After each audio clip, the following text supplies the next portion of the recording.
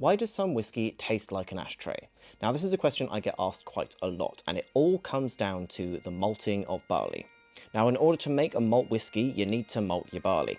And this is done by allowing your barley to germinate, and once your barley has slightly germinated, you then dry it out and crush it.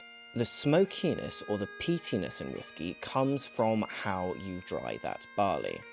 Now, up in the very far north reaches of this island in Scotland, there aren't very many trees because it is windy as anything and trees just simply don't grow. And so what they did is they would burn peat instead. Now, burning peat releases certain chemical compounds called phenols.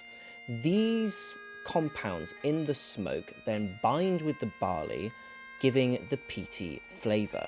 Over the years, we've gotten rather used to this flavour and we quite like it.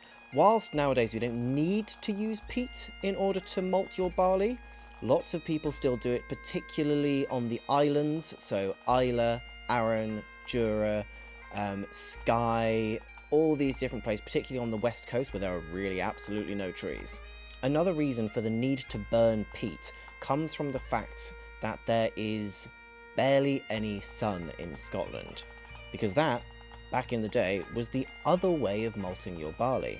In hotter climates, what they would do is they would allow their barley to germinate and then just dry it out in the sun like you'd dry a tomato.